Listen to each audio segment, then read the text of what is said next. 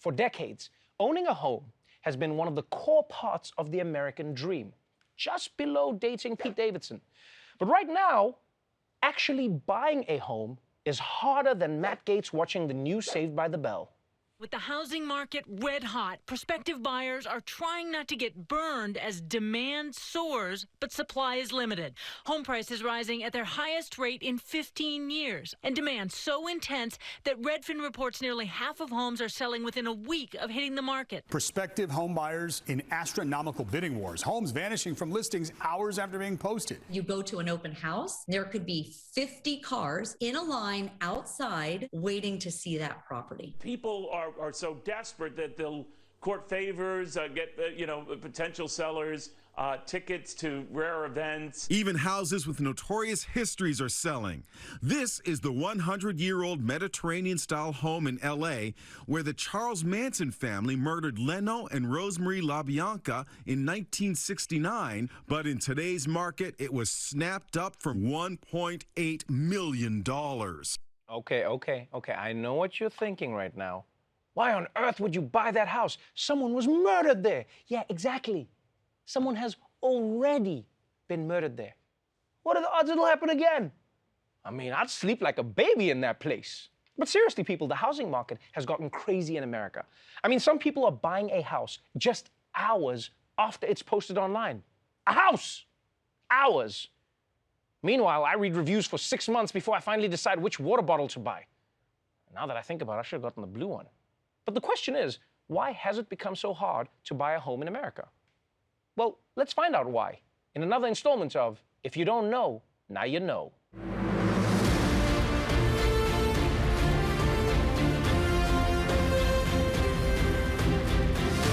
When it comes to why the housing market has gotten so insane lately, it's kind of a perfect storm of many different factors, right? You've got not enough homes being built to keep up with the population growth. You've got historically low mortgage rates, so more people can buy houses. And then on top of that, more people are able to work from home. So they're leaving the city for the suburbs, where maybe, yes, there's not as much excitement, but you and your spouse have way more space to murder your neighbors. But it turns out there's something else driving up demand for homes, and that's who is competing for them more than ever before, starting with the guys who tend to ruin everything, Wall Street. With home prices soaring to record highs, there are mounting questions about the billions of dollars big financial firms are pouring into the market and pricing out some would-be buyers. Blackstone has been on a single-family home buying rampage. It began late last year, going head-to-head with other major Wall Street players. Large financial firms, often backed by private equity, buy up and rent out single-family homes. The companies typically use computer algorithms to identify desirable property so they can bid quickly. They're very aggressive. Their offers come in all cash. They come in sight unseen, so as soon as the house hits the market, you got an offer from them. Okay, and they're ready to close within a few days. There's about 25 to 35% of the houses in this neighborhood are owned by Wall Street landlords. One of them is Invitation Homes, which owns more than 12,000 single-family houses in the Atlanta area, and nationwide, more than 81,000. Three other large firms own more than 100,000 homes combined. One of them just announced a $5 billion fund to buy more. Okay, I know what you're thinking right now. Why on earth would we allow Wall Street to mess with the housing market? They caused the housing crisis. Yeah, exactly. They already caused a housing crisis. What are the odds it happens again? I'd sleep like a baby in that place. But yes, Wall Street is now buying up tons of homes all across America. Because what better way to fix your image problem than to become the nation's biggest landlord, I guess?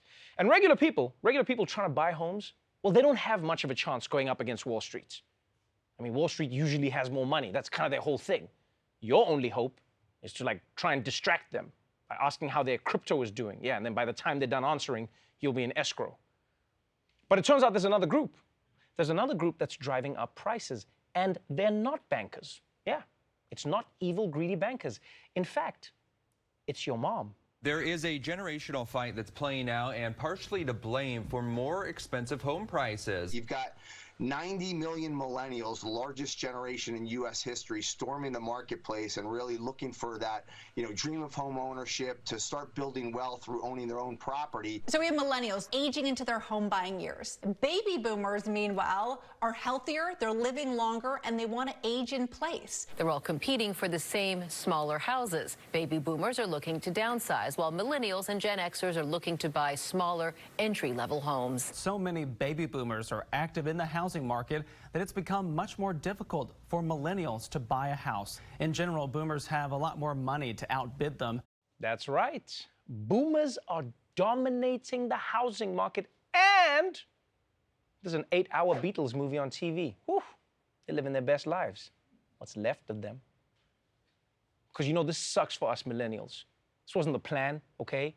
You boomers were supposed to get old, then we would sell all your shit and move you into a nursing home where you get all the jello and geriatric hand jobs that you want, and then we take your house. That was the deal. You guys get to destroy the planet, we get the rec rooms, damn it. So with private equity squeezing them on the one side and their parents on the other, young people in particular are in a difficult spot when it comes to buying a home. And they really only have two choices. Go live in the woods, make a home out of sticks and mud and join book clubs with squirrels, or get really creative. A new trend hitting the housing market these Millennials days. are teaming up with their friends to buy their dream home together. For a lot of these new homeowners, doing this is the only way they're able to afford a home. A growing number of young Americans are abandoning cities and flocking to the suburbs, finding their cheap dream homes in far-flung places. More millennials are buying fixer-uppers, a big draw for young buyers. Fixer-uppers are often cheaper. Sometimes they go for as little as $20,000. Where are they finding these gems? Well, leave it to millennials to do their house shopping on Instagram on a page called Cheap Old Houses. Why do you think millennials are so attracted to cheap old houses? It's cheap and it's old. Sometimes reporters ask the dumbest questions. Why do millennials love crappy old houses that nobody else wants? Because it's their only option. It's like asking me in grade school, Trevor, why do you love sitting by yourself at lunchtime? What draws you to a life of spending recess with your imaginary friends? I mean, do you know how hard it is to buy houses off Instagram? You gotta slip into the house's DMs. Yo, does the carpet match the drapes?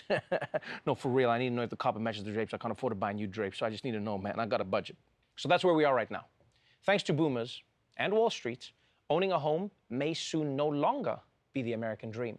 The good news is, if you wait around long enough, you might still get a chance to date Pete Davidson. For a personal perspective on the nation's housing crisis and what can be done about it, we turn now to Desi Leidick. Desi, I understand that you've been looking for a house recently. Is that correct? Yes, I have. I had a 2-bedroom apartment, but it's just too small with 3 kids running around. Oh, I didn't know you have 3 kids. Oh, I don't. I don't know whose kids they are. They just showed up one day and they wouldn't leave, so I had to. I'm sorry to hear that, Desi. So how has your house search gone? Ugh, it was rough at first. I mean, demand is high, people are desperate, the open houses get mad if you take all the cookies, but thanks to a little outside-the-box thinking, I finally found the place of my dreams.